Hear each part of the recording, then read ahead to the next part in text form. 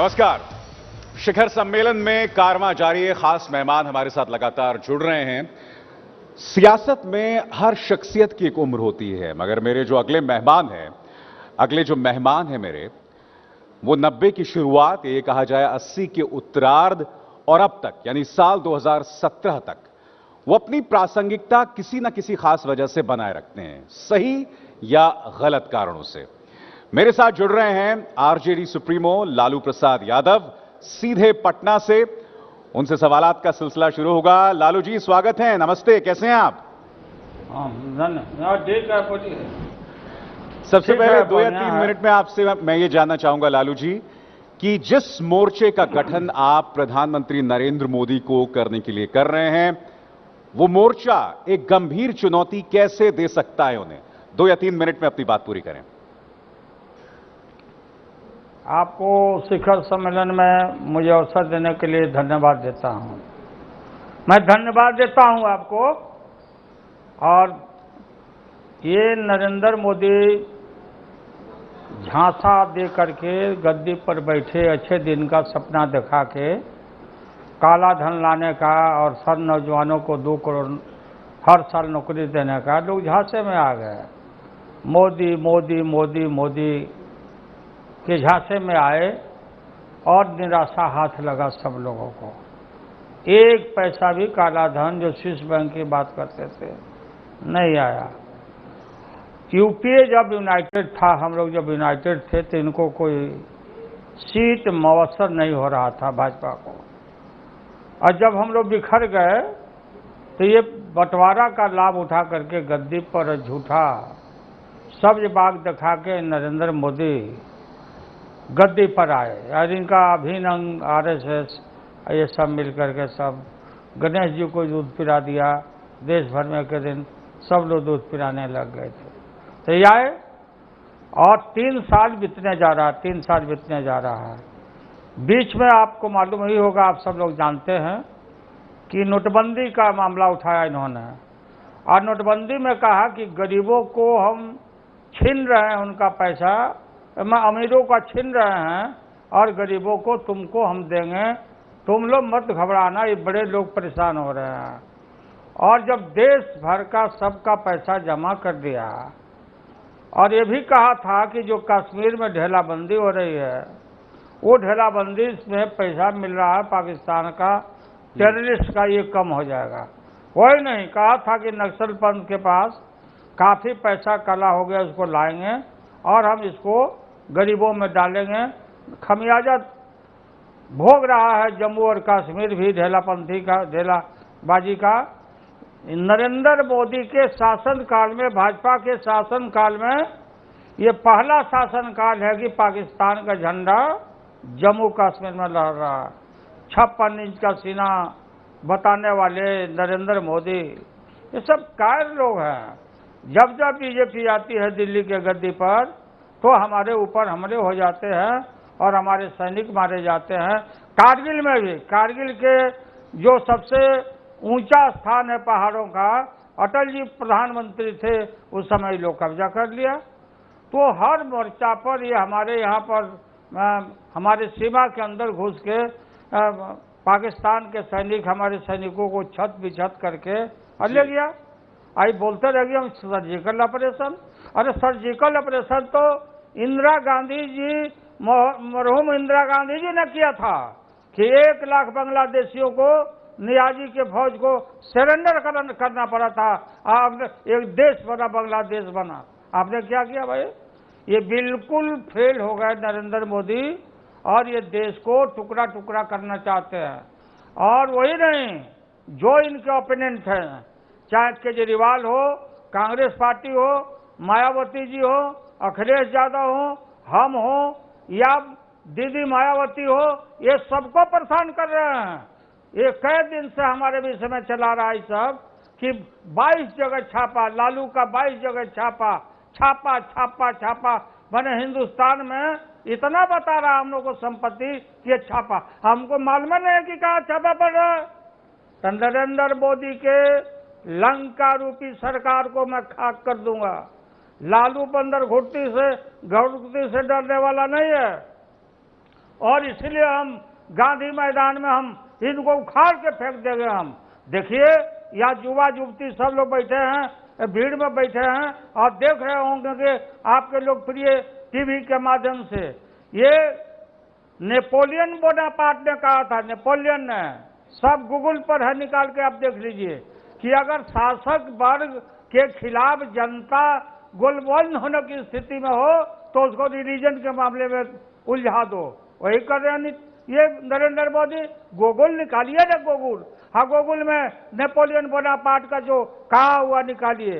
अब ये देश खौल रहा है, गुस्सा से खौल रहा है, क्या कर सकता है लोग, आगे हम लोग को बढ़ना पड़ता है।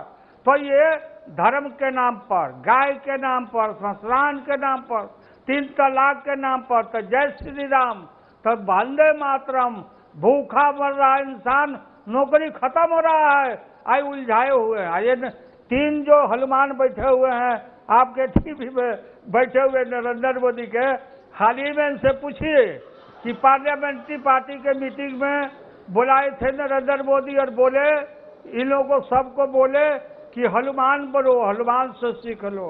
हनुमान हमेशा राम के चरणों में लिपटे रहे थे, हनुमान के। हनुमान जी को बता तो तुम लोग हनुमान बनो और क्वेश्चन मत करो जैसे हनुमान ने नहीं किया था। अब यह अहंकार देखिए नरेंद्र मोदी का, ये अब राम बनना चाहते हैं। आई तीनों सज्जन बैठे हैं या एमपी हैं जो इनके सदस्य हैं, इनका कोई वजूद नहीं है, ये खाली उनका भोंपू आइए बुलाते बजाते रहते हैं, नहीं तो इनको कब कौन निकल जाएगा कोई ठिकाना नहीं है। तो स्थिति बद से बदतर है। कहाँ गया वो अच्छा दिन, वो देश की जनता जानना चाहती है।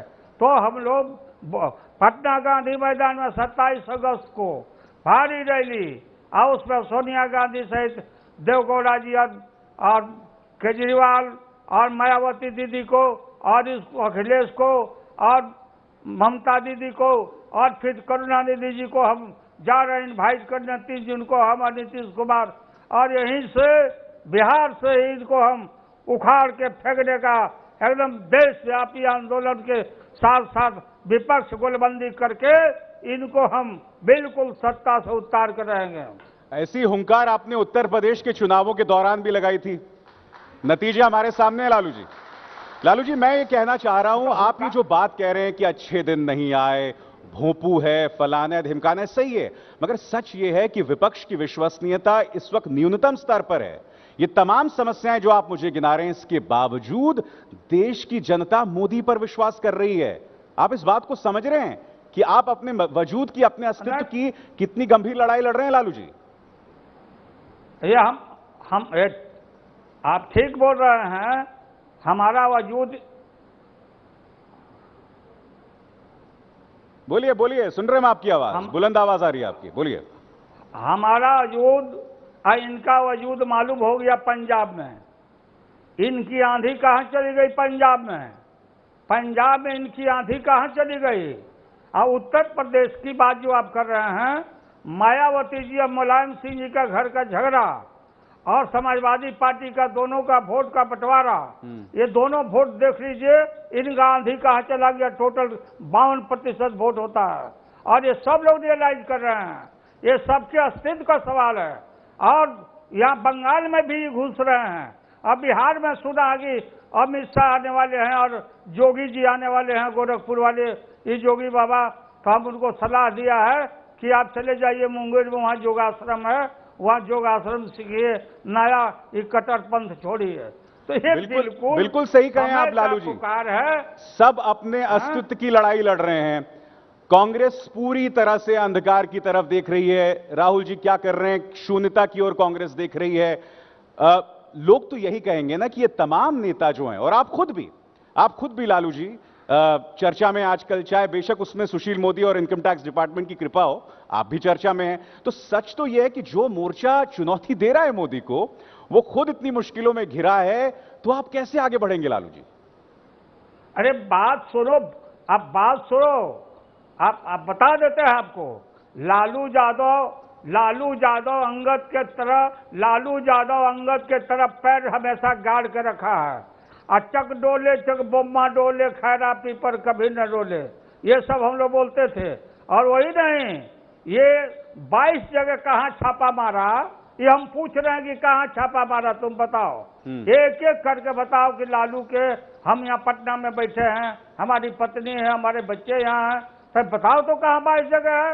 ये पब्लिक परसेप्शन खराब करने के लिए इनका विनाश काले विपरीत बुद्धि, इनकी बुद्धि भ्रष्ट हो गई है। और केजरीवाल जैसा आदमी को खड़ा करा के मिश्रा को बोला कि हमारे सामने रुपया दिया और अनशन पर बैठा रहा, और अनशन के पीछे वो मिश्रा का बैठा हुआ आदमी बोलता है कि अब बेहोश हो जाओ, तो पीछे से बोल रहा है कि अब बेहोश हो जाओ।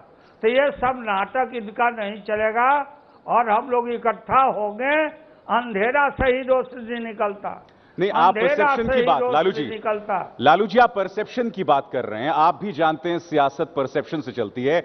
जनता तो ये देख रही है कि लालू जी कारावास यात्रा करके आ चुके हैं चारा घोटाले को लेकर, अब ये छापे पड़ रहे हैं, बेनामी संपत्ति की बात हो रही है, तो जनता तो ये तस्वीर देख रही है ना। वो देख रही है कि राहुल गांधी, सोनिया गांधी, ममता बनर्जी ये किसी ना किसी भ्रष्टाचार के मामले में फंस रहे हैं, फंसाए जा रहे हैं, अरविंद केजरीवाल। तो ये तो कह सकते हैं ना कि एक बेचारे हमारे मोदी जी अकेले हैं और दूसरी तरफ ये पूरी मंडली उनके खिलाफ है, वो तो कहेंगे इस तरह से। अरे ये सब, पहली बात मैं ये बोल दूं कि मैं आपका जवाब देता हूं, जो भी हमारा चल अचल संपत्ति या कंपनी में शेयर है पब्लिक डोमेन में है, इनकम टैक्स के अंदर है, सब रिटर्न है, सब बिल्कुल अप्रूव्ड है, सब ऊंचा जो भी है, जो भी हमारा 22 जगह हम पूछ रहे हैं कि कौन जगह है, बताओ। और यही काम ये लोग चारा कांड में किए थे, और चारा कांड में डीए केस किए थे, ये हार के आए। उस समय सारा प्रॉपर्टी मेरे नाम पर टीवी के माध्यम से दिखाता था, और पब्लिक परसेप्शन लालू निकल के आए, हमारी सरकार बनी, अभी सरकार बनी हमारी, 80 एमएलए हम जीत के आए। हमको मालूम है, जनता को मालूम है कि ये घेरने का कोशिश करते, मैं इनको गद्दी पर हमारी जनता, हम बैठने नहीं देंगे इनको, हम जनता को सजग करके जन आंदोलन खड़ा करके सब मित्रों को, पार्टियों को इकट्ठा करके हम विकल्प बनाएंगे। हमको पूरा भरोसा है, और सोनिया गांधी जी को हम लोगों ने कहा है कि मैडम अब आगे बढ़िए और जो फैसला करना है करिए, हम लोग साथ हैं और एकजुट होकर के। अब बिहार में गठबंधन हमारा इंटैक्ट है, बदनामी हमारे बाप दादे, मुझे मालूम है कि एक अंग्रेजी टीवी सुपारी लेकर के, हमसे ही अभी उद्घाटन किया, और मैं वो राजनीति का एजेंडा ठीक कर रहे हैं, गाली दे रहे हैं, भ्रष्ट कर रहे हैं हम लोग को, और तरह लोगों से अपील कर रहे हैं कि इनको बाइकाट करो।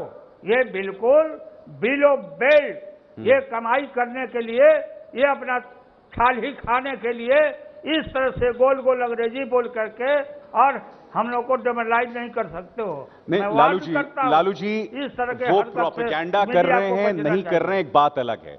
अभी रविशंकर प्रसाद कुछ देर पहले हमारे साथ थे, उन्होंने कहा, उन्होंने चुनौती दी है आपको कि क्या लालू ये कह सकते हैं कि उनके बेटे या उनकी बेटी का इस मॉल पर किसी तरह का कोई मालिकाना हक नहीं है? क्या वो ऑन रिकॉर्ड ये बात कह सकते हैं कि वो किसी तरह का उनका कोई मालिकाना हक नहीं है, और अगर है तो क्यों? मैं बताता हूं, अब बात सुन लीजिए। मैं रविशंकर अब रहते सामने, रविशंकर सामने होते तो इनका जो टेलीफोन है BSNL, hello hello hello hello hello hello hello hello BSNL करते रहिए। ये रविशंकर मेरा असिस्टेंट सेक्रेटरी था यूनियन में, सुशील मोदी मेरा सेक्रेटरी था, और मैं जानता हूं रविशंकर से लोन लेकर के नरेंद्र मोदी सारा कागजात वगैरह सब दिया, वो पेपर हमारे पास है, हम सब रिलीज करने वाले हैं। और जब ये मंत्री थे आपके, सब टीवी के मंत्री थे, तो काला बक्स वाला मामला, काला बक्स लगाने वाला, वो जो सब मामले सबको मालूम है। रविशंकर को मैं अच्छी तरह से जानता हूं, इनके कुल खानदान को मैं जानता हूं, हमारे पास पेपर है। आपने हमारे पास रविशंकर पेपर जी की है, रामकथा लेकिन सुना दी, हम मेरे इन सवाल चीजों का को जवाब नहीं दिया नहीं मगर आपने। दिखाना चाहते हैं। लालू जी, आपने मैं जवाब रविशंकर दे जी की रहा हूं। रामकथा सुना दी, मगर बहुत सरल सवाल था कि ये मॉल में किसी तरह का मालिकाना हक आपके बेटे, हाँ, आप आपकी सुनिए, बेटी, बहुत सीधा सरल सवाल है। अब बात सुनिए। नहीं, उसमें कंपनी में जिस मॉल, अब बात सुनिए ना, ठीक है, ठीक है। ये जो मॉल की जो बात करते हैं, मॉल की जो बात करते हैं बेली रोड का, तो वो शेयर है, वो कंपनी का प्रॉपर्टी है। और कंपनी ने बिल्डर को अवार्ड कर दिया है, एग्रीमेंट कर दिया है, और अवार्ड कर दिया जैसे फ्लैट में 50-50 होता, उस तरह से वो मॉल वो बनाएगा, पैसा वो खर्चा करेगा, दुकान वो लगाएगा, सब कुछ वो लगाएगा, और हम लोग को 50% वो रखेगा, और 50% जो कंपनी में लोग हैं उनको मिलेगा।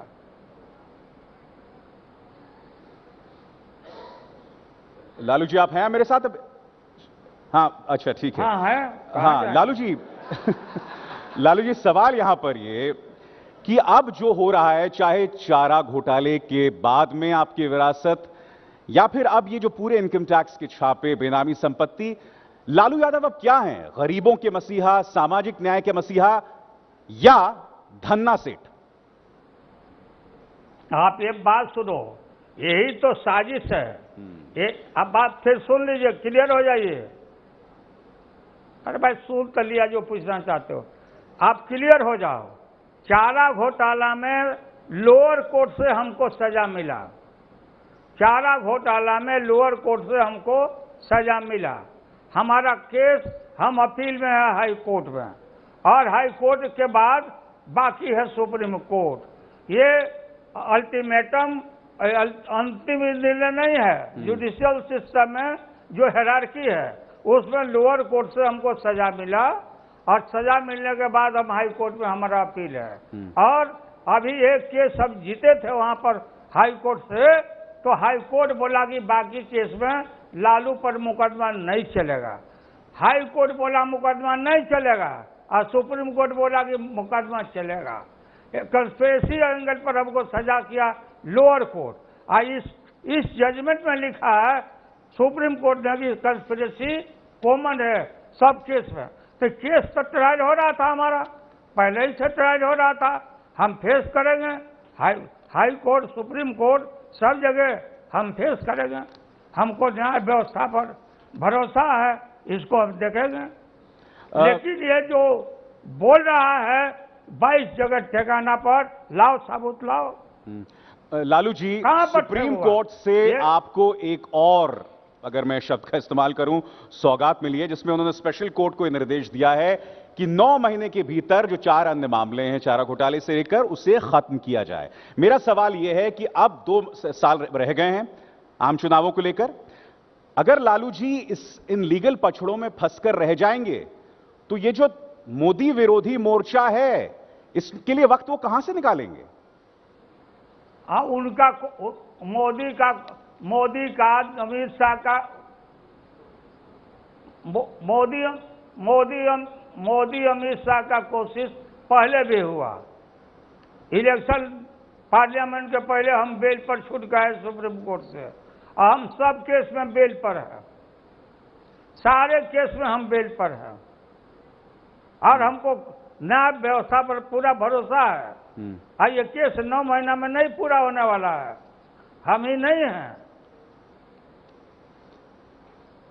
नहीं, मगर न्यायिक प्रक्रिया में जो भी होगा, किसी भी परिस्थिति में रहेंगे, मोदी को हम चैन से सोने नहीं देंगे, ये देश का दुश्मन है। नहीं, अब मोदी को चैन से सोने नहीं देंगे ये तो मैं नहीं जानता, मगर एक मोदी ने आप सबकी नींद जो है खराब कर दी है। ये सारी मशक्कत एक मोदी के लिए हो रही है, आप जानते हैं लालू जी? हाँ, मैं जानता हूं, मेरा सेक्रेटरी था। आई झूठ का अवतार है ये, एक ही चीज को बार बार बोलो, और ये रोज झूठ बोलता है। अब मीडिया इसका साथ देता है, जो मीडिया है, जो बीजेपी वाला मीडिया क्या करेगा रिपोर्टर? अच्छा, जो ये बात मीडिया नहीं साथ देता है उसको विज्ञापन नहीं देता।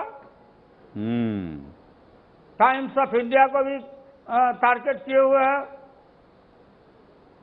लेकिन बाकी जो सब इलेक्ट्रॉनिक मीडिया है वो कौन है, कैसे आया? नहीं, मगर लालू जी देखिए, जहां तक एक- एबीपी एक न्यूज का रात सवाल है, को- आप भी देखते हैं चैनल, आप इस चैनल पर देखते हैं नहीं, कि वो तमाम सवालात ABP उठाए से जाते हमको हैं, शिकायत मगर नहीं। मेरा आपसे यहां ये प्रश्न है नहीं, कि जी कुछ बोल रहे हैं आप, बोलिए।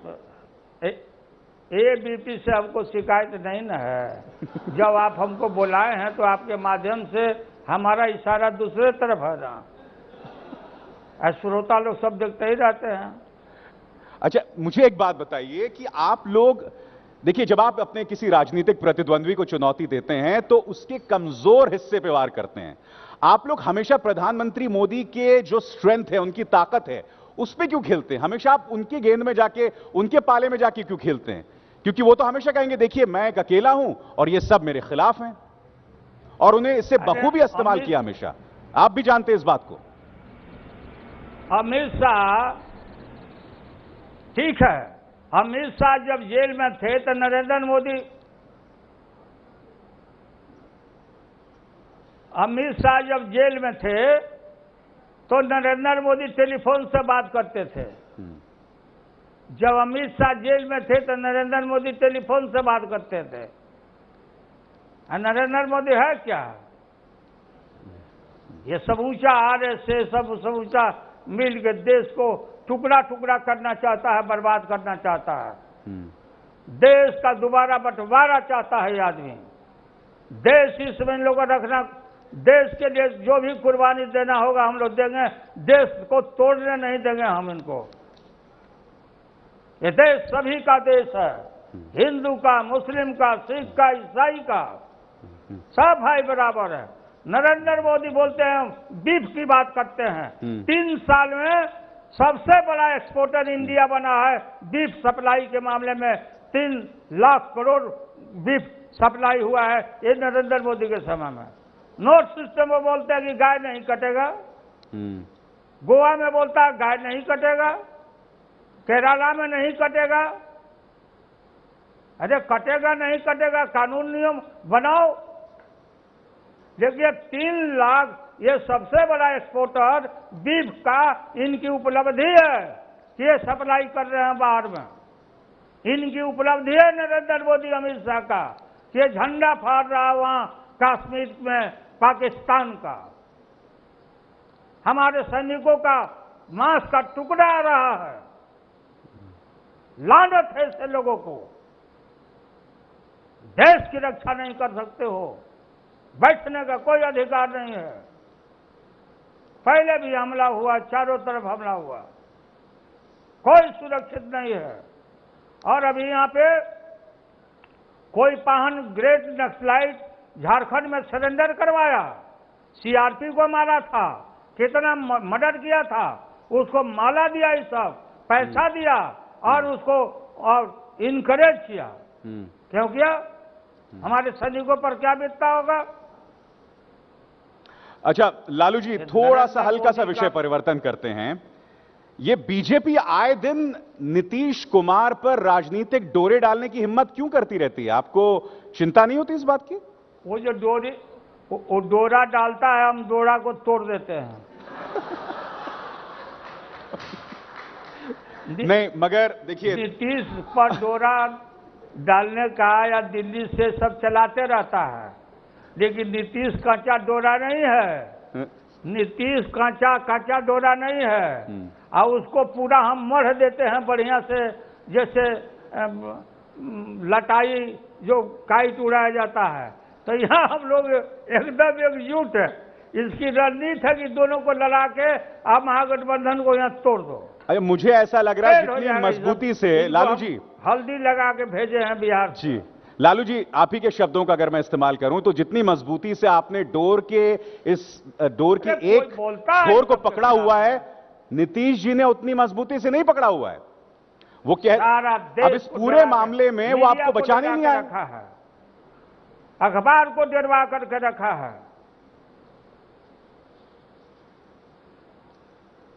सारा मीडिया सारे मीडिया को डरा कर रखा है नरेंद्र मोदी, सारा अखबार को डरा कर रखा है, रामदेव महाराज को डरा कर रखा है, सब पूंजीपतियों को डरवा कर रखा है, खुशी को, और पूरा पैसा का दोहन ये सब करता है और सब इनके चरणों में लिपटे रहिए, ये जो बोले वही चलाइए। नहीं मगर नहीं लालू जी लोग हमने ये टाइम्स ऑफ इंडिया, अगर तस्लीमुद्दीन रघुवंश प्रसाद नीतीश जी पे हमला करते हैं, अगर नीतीश जी आपके बचाव में नहीं आते हैं, तो माफ कीजिएगा, इसमें मीडिया की कोई भूमिका नहीं है सर। मीडिया की इसमें कोई भूमिका नहीं है। मुझे ऐसा लग रहा है कि नीतीश जी दोनों हाथों में लड्डू रखना चाहते हैं, वो मौका तलाश रहे हैं, और जित मजबूती से आप इस जोर को पकड़े हुए हैं, वो मजबूती जो मुझे नीतीश जी के पक्ष में नहीं दिखाई देती, उनकी तरफ से नहीं दिखाई देती। लालू जी, सीधा सवाल है,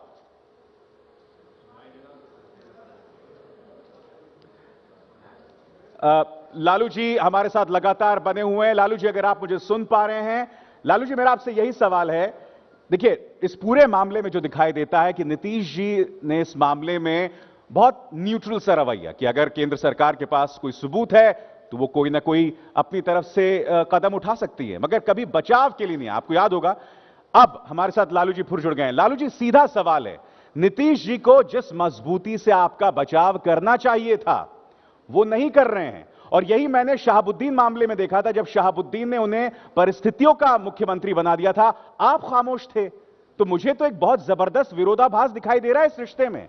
ये रिश्ता क्या कहलाता है? नहीं नहीं नहीं, बात सुनिए, जो आप बोल रहे हैं जेल में कोई आदमी रहता है तो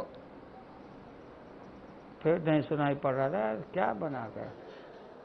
लालू जी, मैं सुन पा रहा हूं, अगर आप मेरी आवाज आप तक पहुंच पा रही है तो।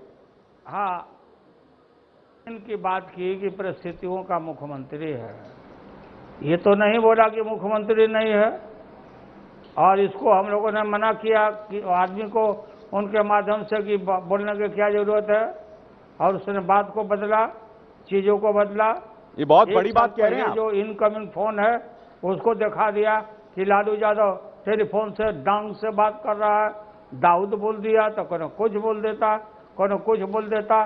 तो ये सब तो हम लोग आदत हो गया हम लोग को, सुनते सुनते गाड़ी को लो। नहीं लालू जी, आप बहुत बड़ी बात कह रहे हैं कि वो मुख्यमंत्री तो बने हुए हैं। क्या बात इस हद तक आ गई है? क्या बात इस हद तक आ गई है कि वो मुख्यमंत्री बने हुए हैं, हम उन्हें काम करने दे रहे हैं? बने रहेंगे, नीतीश कुमार बने रहेंगे। आप लोग पहले बोलते थे चुनाव के पहले कि लालू जी आपको ज्यादा सीट आ जाएगा तो आप नीतीश को मानिएगा, खूब चलाए।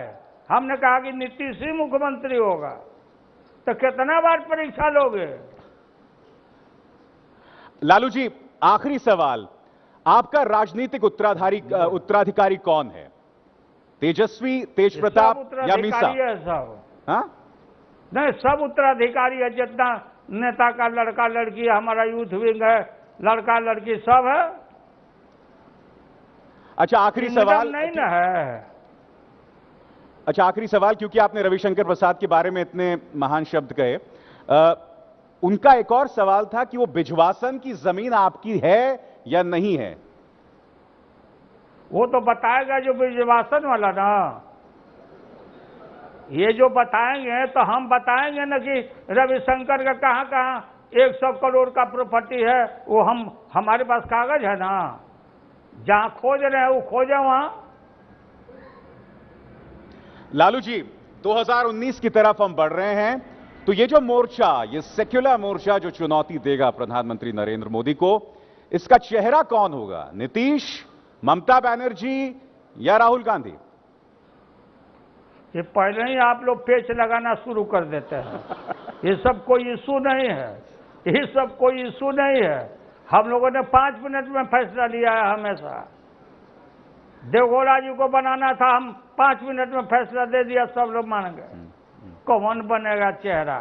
कोई का चेहरा खराब है क्या? हम लोग तो डेंटिंग पेंटिंग नहीं करके आते हैं आपके टीवी पर, आप लोग आते हो डेंटिंग पेंटिंग करके, तो हमारा चेहरा में क्या हमारा गड़बड़ी है बताओ?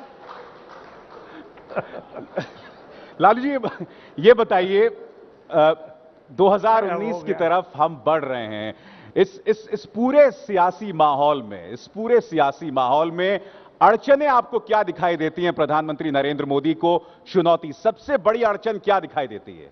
यह अंतर्विरोध जो इस मोर्चे में दिखाई देता है, क्या दिखता है आपको?